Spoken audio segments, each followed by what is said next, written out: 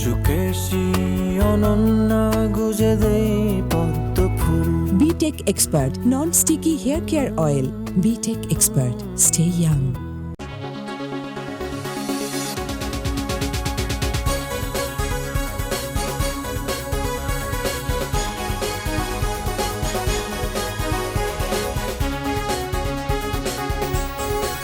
প্রিয় দর্শক, আপনাদের সবাইকে সাদর আমন্ত্রণ জানাচ্ছি বিটেক এক্সপার্ট হেয়ার কেয়ার আমিতে। আমি সারিকা। আমার সামনে যিনি বসে আছেন তিনি অভিনয় অঙ্গনের পরিচিত একটা মুখ। তার অভিনয় দর্শকদের মুগ্ধ করেছে। অভিনয়ের পাশাপাশি তিনি শিক্ষকতাও করেন। এই সব কিছু মিলিয়ে একটা ইতিবাচক ভূমিকা রাখছেন। প্রিয় দর্শক, আমাদের আজকের অতিথি মনোজ প্রামাণিক। কেমন আছো? ভালো আছি, তুমি কেমন আছো? আমি ভালো আছি। কি নিয়ে ব্যস্ততা চলছে? এখন আসলে প্রথম ব্যস্ততা শিক্ষকতা নিয়ে চলছে। এখন নাটকের কাজ একটু কম করা হচ্ছে এবং কম হচ্ছেও বলে আমার ধারণা। আর এছাড়া সিনেমার কাজ নিয়ে কথা হচ্ছে, আর একটা সিনেমা শ্যুট করা আছে, সেটা হয়তো রিলিজ হবে, কিন্তু কখন এখন আমি জানি না। আচ্ছা, কেন কাজ কম করা হচ্ছে? এক নম্বর কারণ হচ্ছে আমি দেশে ছিলাম না মোটামুটি 8 মাস। সো যাওয়ার আগে এবং এসে তারপরে, মানে যাওয়ার আগে গোছানো এবং এসে তারপরে গোছানো করতে গিয়ে পুরো প্রায় 1 বছর হয়ে যাচ্ছে আমি খুব কম কাজ করেছি, মানে হাতে গুনে 2-1টা কাজ নাটক করেছি। আর দেশে ছিলাম না কারণ হচ্ছে আমি পড়তে গিয়েছিলাম এক জায়গায়। মানে সেটা কোথায় গিয়েছিলে যদি আমাদেরকে বলো। হ্যাঁ, প্রোডিউসিং নিয়ে পড়ছিলাম আমি হচ্ছে বুসান এশিয়ান ফিল্ম স্কুলে। এখানে এটা একটা গ্র্যাজুয়েশন কোর্স ফিল্ম প্রোডিউসিং নিয়ে আর কি। আচ্ছা, সেখানকার অভিজ্ঞতা কিরকম ছিল? ওখানকার অভিজ্ঞতা খুবই ভালো। ওখানে আমাদের মোটামুটি 17টা দেশের 20 জন মতো পার্টিসিপেন্ট আমরা ছিলাম। আমরা একটা ডরমেটরিতে থাকতাম অ্যান্ড আমাদের 3 তলায় আমরা থাকতাম এবং ক্লাসরুমও ছিল একটা। 2 তলায় আমাদের রান্না খাওয়া অ্যান্ড স্টুডিও, অফিস ইত্যাদি। নিচতলাতেও ক্লাসরুম অ্যান্ড অফিস এবং একটা ছোট্ট অডিটোরিয়াম। একটা কমপ্লেক্সের মধ্যে আসলে আমরা সবসময় থাকতাম 15টা দেশের, এবং একই কিচেনে আমরা রান্না করতাম। মানে এক একজন এক এক কিউজিন রান্না করতো, বিভিন্ন দেশের বিভিন্ন মানুষ। এবং এটা খুবই অদ্ভুত অভিজ্ঞতা ছিল, মানে কালচারাল এক্সচেঞ্জ, মানে ফিল্ম মেকিং শেখার সাথে সাথে কালচারাল এক্সচেঞ্জ এটা। এবং আমি বলতে পারি যে এখন আমার 17টা দেশে বন্ধু আছে, ক্লাসমেট আছে। So yeah, this is nice. সেখানে আসলে কি শিখেছো? ওকে, এখানে পড়ানো হয় হচ্ছে ফিল্ম প্রোডিউসিং। মানে ফিল্ম মেকিং এর তো অনেক ধরনের পড়াশোনাই আছে, তো এখানে ফিল্ম প্রোডিউসিংকে কনসেন্ট্রেট করে কিভাবে ফিল্ম মেকিং হয় সেটা। স্পেশালি ফিল্ম প্রোডিউসিং তো আমরা অনেকে জানি যে কিভাবে হয়, কিন্তু এখানে পড়ানো হয়েছে যে ইন্টারন্যাশনাল কো প্রোডাকশন, অর্থাৎ বিভিন্ন দেশ মিলে বিশেষ করে ফেস্টিভ্যাল সার্কিটের ফিল্মগুলোর প্রোডিউসিং কিভাবে করতে হবে, এই বিষয়টাকে কেন্দ্র করে মানে মানে প্রায়োরিটি দিয়ে আরো। এক্স্যাক্টলি, আমরা সবসময় শুনি ফিল্ম মেকিং নিয়ে মানুষ পড়ে। হ্যাঁ, ফিল্ম প্রোডিউসিং নিয়ে যে আসলে পড়ার আছে এটা আসলে অনেকে হয়তো জানে না। হ্যাঁ, অনেক ইনস্টিটিউটে আছে, যেমন পৃথিবীর অনেক ইনস্টিটিউটে যারা ফিল্ম মেকিং পড়ায় ওইখানে ফিল্ম প্রোডিউসিং আলাদা কোর্স থাকে বা একটা সাবজেক্ট থাকে, ওইখানে পড়ানো হয়। কিন্তু এইটা আবার একদম খুবই ফোকাসড আর কি, যে ইন্টারন্যাশনাল কো প্রোডাকশনের বিষয়ে ফোকাসড। আচ্ছা, বুসান এশিয়ান ফিল্ম স্কুলেরটা আর কি। তো এখানে যে তুমি শিক্ষকতা করছিলে সেটার কি হলো? এটা চলছে, শিক্ষকতা তো চলছেই। মাঝখানে তো এটা ছুটিতে ছিলাম, ছুটি নিয়ে এই কোর্সটা করলাম। আর শিক্ষকতা মানে চলছে, কিন্তু মাঝে মাঝে মনে হয় যে I should get a break. জানি না ব্রেক নেওয়া সম্ভব কিনা। আচ্ছা, তো ফিরে এসে আবারও তুমি শিক্ষকতা করছো? হ্যাঁ। আচ্ছা, তো সেখানকার স্টুডেন্টদের কথা তুমি এর আগে আমাদেরকে বলেছিলে এবং সেখানকার গল্প আমরা মোটামুটি জানি। এখন কি অবস্থা? এখন ওরা তো কাজ করছে। আমি বলবো যে আমার ডিপার্টমেন্টের স্টুডেন্টরা, মানে ফিল্ম ইনস্টিটিউট যতগুলো আছে বাংলাদেশে, তার মধ্যে আমার ডিপার্টমেন্টের স্টুডেন্টদেরকে আমি সব জায়গায় দেখি যে বিভিন্ন সেক্টরে তারা কাজ করছে। কেউ ফ্রিল্যান্সিং করছে, কেউ বিভিন্ন জায়গায় জবে ঢুকে পড়েছে, আবার কেউ ফিল্ম মেকিং করছে, অর্থাৎ ডিরেক্টর, রাইটার বা সিনেমাটোগ্রাফার ইত্যাদি হিসেবে কাজ করছে, প্রডিউসার হিসেবে। সো এটা দেখতে খুবই ভালো লাগে। এবং ওরা ওদের সূত্রপাতগুলো আমার সাথে হয়েছে, একসাথে আমরা করেছি। সো এটা খুবই ভালো লাগে। অনেকে আবার আমার সাথে খুবই ক্লোজলিও কাজ করছে, কারণ অনেক স্টুডেন্ট, সো সবাইকে তো আর অ্যাকোমোডেট করা সম্ভব না। সো যে যার মতো কাজ করছে, আর আবার অনেকে আমার সাথে ক্লোজলি কাজ করে। যেমন আমরা একটা সিনেমার এখন প্রিপারেশন নিচ্ছি। এটা হচ্ছে মানে আমি প্রোডিউসার। মানে প্রিপারেশন নিচ্ছ বলতে সেখানে যে তুমি অভিনয় করবে? নো, আচ্ছা, এটাতে আমি প্রোডিউসার এবং হচ্ছে আমার ডিরেক্টর এবং রাইটার হচ্ছে আমার একজন স্টুডেন্ট, এবং ওইটা আবার আমরা একটা অনুদানও পেয়েছিলাম আর কি, সরকারি অনুদান যেটা থাকে বাংলাদেশের ফিচার ফিল্মের জন্য। তো আমরা দুজনে মিলে এটার অনুদান পেয়েছি, এখন ওটা আমাদের নির্মাণ করতে হবে আর কি। আচ্ছা, তো ডিরেকশন কে দিচ্ছে? ডিরেকশন ওই যে স্টুডেন্ট, ওর নাম হচ্ছে ইকবাল আচ্ছা। হাসান খান, এবং ওই সিনেমাটার নাম হচ্ছে শেয়ানা। আচ্ছা, তো সেটার গল্প বা সেটা নিয়ে কি এখন কিছু বলা যাবে কি? সেটা নিয়ে শুধু নাম ছাড়া কিছু বলা যাবে না, বিকজ নামটা অলরেডি অ্যানাউন্স, যেহেতু আমরা অনুদান পেয়েছি এই নামে, সো এই নামটা সবাই জানে, সো নামটাই বলা যাবে এখন। কি কেন্দ্রিক গল্প? এটা এখন বলা যাবে না। বলা যাবে না? আচ্ছা, ঠিক আছে, এটা নিয়ে তাহলে আর বেশি কিছু বলবো না। কিন্তু এটার কারণে কি আসলে তুমি কাজ করছো না বা কাজে কম পাওয়া যাচ্ছে অন্যান্য? না, তা না, আসলে কাজ করা হচ্ছে না আসলে, সত্যিকার অর্থে ব্যাটে বলে হচ্ছে না, যে আমি যেরকম কাজ করতে চাচ্ছি সেরকম কাজ আসছে না, এবং আমি জানি যে অল ওভার একটু কাজ কম হচ্ছে, সো এর মধ্যে যদি আমি আবার একটু বাঁচতে থাকি তাহলে আসলে কমই করতে হবে। সো আমি ওই জায়গায় আছি, বরং আমি টিচিং এবং প্রডিউসিংয়েও একটু সময় দিতে হচ্ছে, সব মিলিয়ে এরকম। কিন্তু but I am definitely missing acting, and I want to do acting actually. তো কাজকে মিস করছো, এটাই তো। আচ্ছা, লাস্ট কাজ আসলে কি করেছো? হ্যাঁ, কয়েকটা নাটক আমি করেছি, যেটা হচ্ছে বুসানে যাওয়ার আগে। বুসান থেকে আসার পরে আমি আসলে নাটকের কাজ করিনি, আমি করছি শুধু দু একটা প্রমোশনাল টিভিসি ইত্যাদির কাজ করেছি।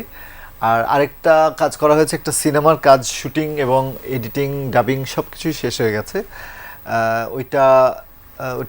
ওটার নাম হচ্ছে বকুল কথা, আচ্ছা, এবং ওই সিনেমার ডিরেক্টর হচ্ছে মাসুদ মহিউদ্দিন, এবং এই সিনেমাটা একটা স্পেশাল, ভেরি স্পেশাল ক্যারেক্টার, মানে আই মিন প্রোটাগনিস্ট, মূল চরিত্র, কিন্তু সেটা খুবই একটা ডিফারেন্ট চরিত্র।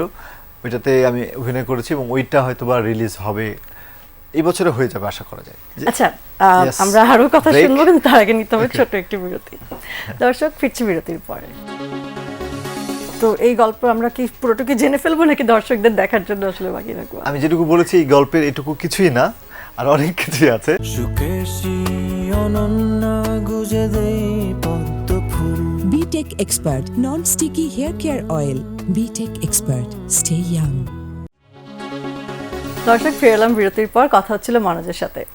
যাওয়ার আগে আমরা আসলে অনেক কিছু নিয়ে কথা বলছিলাম তোমার ফিল্ম নিয়ে। তো আর কোথায় তোমাকে আমরা দেখতে পারবো? আর দেখা যাবে হচ্ছে, অলরেডি দেখা যাচ্ছে অমীমাংসিততে, এটা হচ্ছে চ্যানেল আইয়ের যে ওটিটি প্ল্যাটফর্ম আছে সেখানে। আচ্ছা, এটা ডিরেকশন কে দিয়েছে? ওকে, এটা ডিরেকশন দিয়েছেন রায়হান রাফি। এটাতে আরও অনেক অভিনেতা অভিনেত্রী আছেন, স্পেশালি বর্ষণের কথা বলবো, এবং হচ্ছে তানজিকা আমিনের কথা বলবো, আর আরও অনেকেই আছে, সবার কথা বলছি না, আমিও আছি। এবং এই ক্যারেক্টারটা আমার খুবই মজা লেগেছিল করতে। সাধারণত যেরকম ক্যারেক্টার আমি এ পর্যন্ত করেছি একদমই সেরকম না। আচ্ছা, এখানে কি ক্যারেক্টার প্লে করেছে? বেসিক্যালি এই গল্পে তানজিকা আমিন এবং বর্ষণ, এরা দুজন সাংবাদিক থাকে, তো খুন হয়ে যায়, এবং পরে কে খুন করছে এটার একটা ইনভেস্টিগেশন চলে। তো এর মধ্যে যাদেরকে ইনভেস্টিগেট করা হয় এবং যাদেরকে ইনভেস্টিগেট করে সন্দেহ করা হয়, তাদের মধ্যে একটা ক্যারেক্টার আমি করেছি, এবং ওই ক্যারেক্টারটা হচ্ছে কি বলবো, যে খুনি, অ্যাডিক্টেড, এবং প্রথমে সেও সাংবাদিক থাকে, কিন্তু পরে সে পুরোই মানে ইনসেন একটা মানুষ হয়ে পরিণত হয় আর কি। তো এই গল্প আমরা কি পুরোটুকু জেনে ফেলবো নাকি দর্শকদের দেখার জন্য আসলে বাকি রাখবো? আমি যেটুকু বলেছি এই গল্পের এটুকু কিছুই না, আর অনেক কিছুই আছে, সো এটা স্পয়লার না, দর্শক অনেক কিছুই পাবে এখন। আচ্ছা আচ্ছা, এখন আসলে কি করবে চিন্তা করছো? এখন নাটক করব এবং সিনেমা করতে চাই, এবং কিছু দু একটা কথাও হচ্ছে আসলে প্রোডাকশন নিয়ে, সো এর মধ্যে হয়তো একটা করব। আচ্ছা, দর্শকরা অনেকে হয়তো জানে, কিন্তু তারপর আমরা আরেকবার একটু শুনতে চাই যে তোমার শুরুটা আসলে হয়েছিল কিভাবে? শুরু তো একদম ছোটবেলায় হয়েছে, অর্থাৎ ছোটবেলায় আমি দেখতাম যে বাবা মা যাত্রাতে, বাবা অভিনয় করতেন, মা গান করতেন, লাইক একসাথে না, মানে আমার মামার বাড়ির তারাও যাত্রাতে অভিনয় করতো, গান করতো, বাবার বাড়িতেও এসব চলতো। এবং আমি ছোটবেলা থেকে যাত্রা এসব দেখেছি এবং তারপরে আমরা নিজেরা ভাই বোন মিলে আসলে এগুলো একটা খেলা ছিল অভিনয় করা। তো সায়েন্সে পড়ার পর আমার মনে হয়েছে যে আমি হচ্ছে এই সায়েন্স তো মাথায় ঢুকছে না, তো আমাকে থিয়েটারের একটা সাবজেক্ট দেখলাম, তো ভাবলাম যে থিয়েটারে পড়ি, অভিনয় করা যাবে। আর থিয়েটারে পড়তে গিয়ে আসলে তখন আসলে অভিনয়ের যে অত চিন্তা ছিল তা না, শখে একটু অভিনয় করবো এরকম ছিল।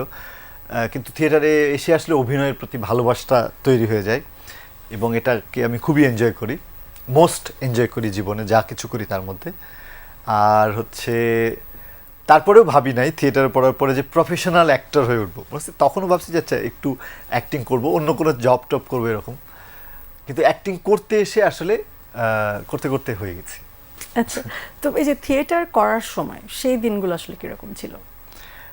থিয়েটার আমি তো হচ্ছে গ্রুপ থিয়েটারে কোনো থিয়েটার করিনি, আমি করেছি মানে থিয়েটার ডিপার্টমেন্টে পড়েছি এবং সেখানে প্রতি বছর আমাদের একটা করে প্রোডাকশানে অভিনয় করতে হতো এবং প্রথম প্রোডাকশানটা ছাড়া সব প্রোডাকশানে আমি মূল ভূমিকায় অভিনয় করেছি এবং সবাই ক্যাম্পাসে একটা প্রোডাকশান হলে অনেকেই দেখতো বিভিন্ন ডিপার্টমেন্টের এবং তারা এসে প্রশংসা করতো, বড় ছোট সবাই, এবং তখন খুব ভালো লাগতো।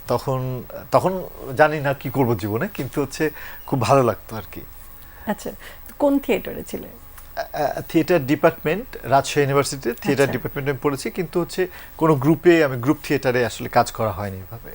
আচ্ছা, তো তারপরে আসলে তুমি বলে যে প্রফেশনালি যে কাজ করবে এটা কখনো ভাবুনি, তো এটার শুরুটা আসলে কিভাবে হলো?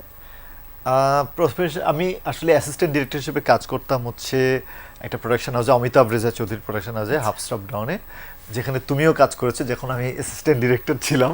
বান্দরবানে আমরা শুটিং করেছিলাম। তোমার কি মনে আছে আমি জানি না, তুমি আমাকে বলেছো পরে, এটা আমরা আগে শুনেছি। বিকজ তখন আসলে আমি একদম পুরাই তো মানে কি বলবো যে কর্মী ছিলাম, তো সো মাথায় থাকার কথা না। ওকে, সো ওখানে কাজ করতে করতে আসলে আমি টুকটাক ওখানকার বিভিন্ন ছোট ছোট ক্যারেক্টার আসলে করতাম, মানে বলতো এই তুই এখানে ছোট ক্যারেক্টারটা কর, তো আমি করতাম, অত কিছু কেয়ার করিনি তখন। আর তারপরে পরে যখন ওই হাউস থেকেই ছোটন বলল যে সে একটা নাটক বানাবে, তো বললো যে তুমি আমার সেন্ট্রাল কাস্ট। আমি বললাম আমি কীভাবে করবো, যে না এই তোমার চেহারাটা হলেই হবে। তো কৃষ্ণেন্দু চট্টোপাধ্যায় আর কি, সো ওর নাটকে প্রথম আমি কাজ করি, আর সেকেন্ড আবার ওই হাউসেরই আরেকটা বিজ্ঞাপন করি, সেটা হচ্ছে আশফাক বিপুলের গ্রামীণ ফোনের, এবং এই দুইটা দিয়েই আসলে শুরু। আর সত্যিকার অর্থে মানুষ আমাকে চিনতে শুরু করেছে আদনান আল রাজীবের বিজ্ঞাপন দিয়ে, যেটা হচ্ছে ক্লোজ আপ কাছে আসার গল্প। হ্যাঁ, ওইটার যে বিজ্ঞাপন 3-4 বছর ধরে যেটা আসলে প্রচার হয়েছিল, সো ওইটা এখনও মানুষের মনে আছে। এবং সো তো প্রথম আসলে ক্যামেরার সামনে দাঁড়ানোর অভিজ্ঞতা কিরকম ছিল? প্রথম ক্যামেরার সামনে দাঁড়িয়েছি আমি স্টুডেন্ট অবস্থাতেই, তখন একটা ডিজিটাল ফিল্মে আমি অভিনয় করেছিলাম এবং তখন লাইক পাগলের ক্যারেক্টার, চুলদাড়ি বড় বড় এবং ছালা পড়া এরকম একটা ক্যারেক্টার। এবং আমার আসলে কখনো এটা নিয়ে ভয় লাগেনি, ক্যামেরাকে কখনো ভয় লাগেনি। স্টেজকে শুরুর দিকে আমি ছোটোবেলায় স্টেজকে ভয় পেতাম, কিন্তু যখন আমি থিয়েটারে ভর্তি হয়েছি তখন আমার মনে হয়েছে যে আমার সব লজ্জা শরম যা আছে সব ছেড়ে ফেলতে হবে এবং হচ্ছে আমাকে জাস্ট এখন যেটা করতে হবে, ডু অর ডাই। সো আমি তারপর থেকে লজ্জা টজ্জা পাইনি, আমি খালি প্রসেসটা বোঝার চেষ্টা করছি কীভাবে অ্যাক্টিং করতে হবে। সো ক্যামেরার সামনে এসেও আমি আসলে লজ্জা বা জড়তা এটা কখনো কাজ করেনি, বরং আমি মানে দর্শকরা তোমার এই সাবলীল অভিনয়টাই আসলে বেশি পছন্দ করে সেই কারণে। হ্যাঁ, সো সো চ্যালেঞ্জ ছিল যে কীভাবে অভিনয়টা করবো, টেকনিকগুলো কী এটা বোঝা, এবং সেটাও আমার মনে হয় যে কঠিন নয়। যদি অভিনয়টা কেউ সত্যিকার অর্থে রপ্ত করে থাকে তাহলে টেকনিকগুলো বুঝতে বেশি সময় লাগে না আসলে। আচ্ছা, তো তারপরে তো আসলে নাটকের পরে তুমি যে সিনেমা করেছো, হ্যাঁ, তো বড় পর্দায় কাজ করা আর ছোট পর্দায় কাজ করার মধ্যে পার্থক্যটা আসলে কি? এখন সত্যিকার অর্থে পর্দার যে বড় পর্দা ছোট পর্দার ধারণা এটা আসলে বিলুপ্ত হয়ে গেছে। এখন তো মানুষ সিনেমাও দেখে মোবাইলে, ল্যাপটপে, বাসায়, টিভিতে, আবার এটা সিনেমা হলেও দেখে। সো কোনটা বড় স্ক্রিনের কোনটা ছোট স্ক্রিন এটা বলা মুশকিল হয়ে যাচ্ছে। আবার দেখা যাচ্ছে যে সিনেমাটা আমরা সিনেমা হলে দেখছি সেটা আবার ওটিটিতে আসতেছে, আবার টিভিতে তো দেখাই অনেক আগে থেকেই। সো এটা আরও বেশি মানে বিলুপ হয়ে গেছে।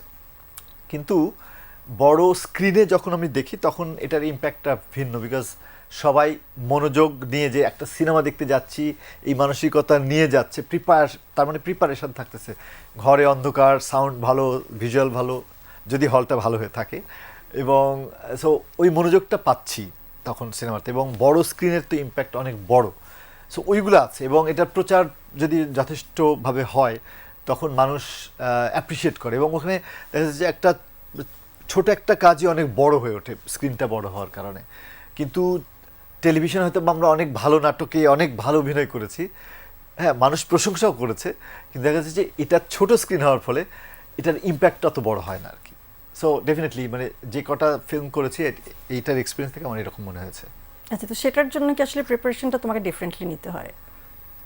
অ্যাক্টিংয়ের প্রিপারেশন তো যদি আমি নিতে চাই, মানে নাটকে যেটা হয় যে সবার আমাদের সময় খুব কম পাওয়া যায়, এবং সো সে কারণে বেশি প্রিপারেশন নিতেই পারি না আসলে সত্যিকার অর্থে। কিন্তু সিনেমার জন্য হয়তো একটু সময় পাওয়া যায়, এবং তখন প্রিপারেশনটা ঠিক একটা ক্যারেক্টার প্লে করার জন্য যেই প্রিপারেশন নেওয়া উচিত মেথডিক্যালি, সেগুলো তো তখন নেওয়ার একটা সুযোগ থাকে। সো এর ক্যারেক্টার অনুযায়ী সেটা করা হয়।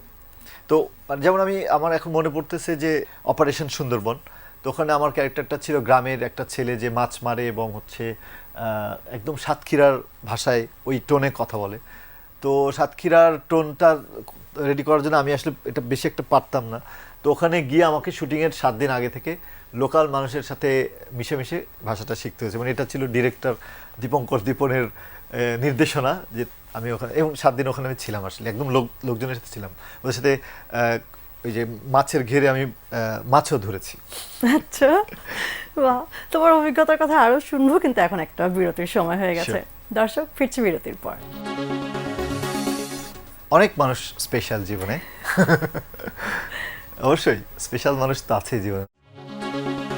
দর্শক, ফিরে এলাম বিরতির পর। আপনাদের সবাইকে আবারও স্বাগতম জানাচ্ছি। কথা হচ্ছিল মনোজ প্রামাণিকের সাথে। যাওয়ার আগে কাজ নিয়ে অনেকক্ষণ কথা বলেছি, এবার একটু ব্যক্তি তোমাকে চিনতে চাই, জানতে চাই, নিজেকে যদি ডিফাইন করতে বলি কিভাবে করবে?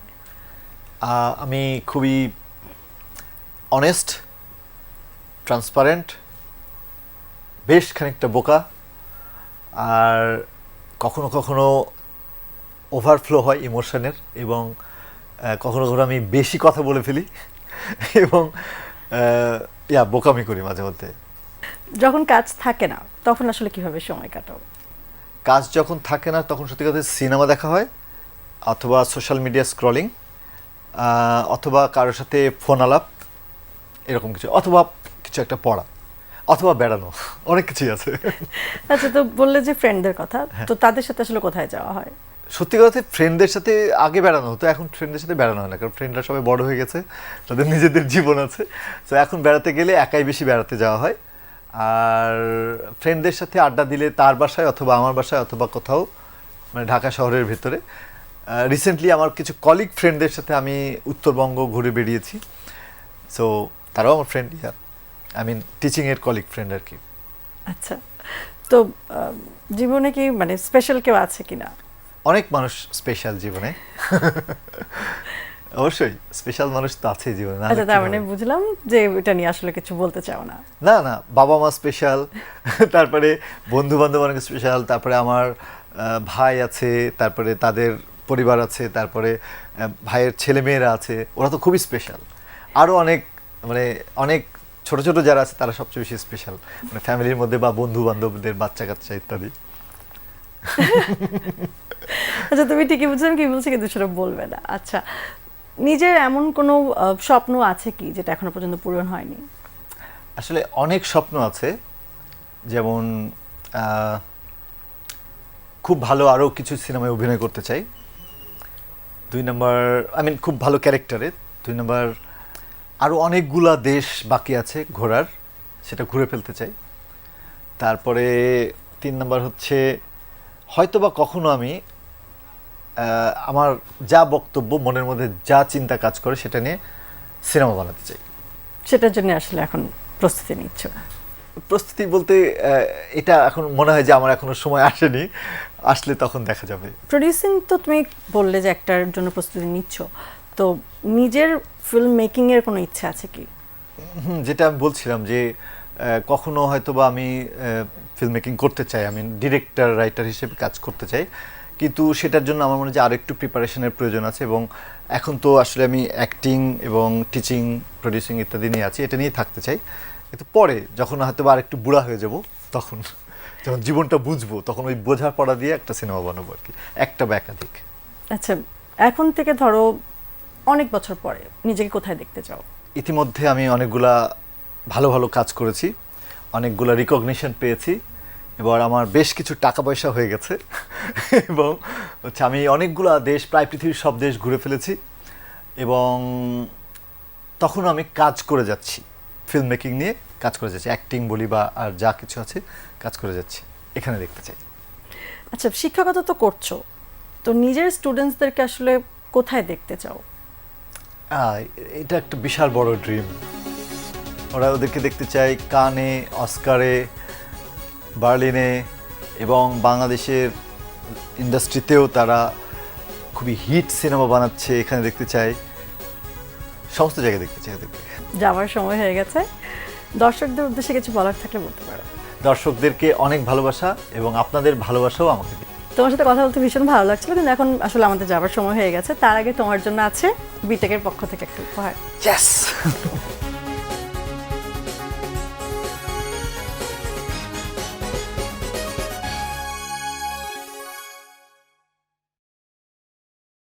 সুকেশী অনন্যা গুজে দেই পদ্ম ফুল। BTech Expert Non-Sticky Hair Care Oil. BTech Expert. Stay young.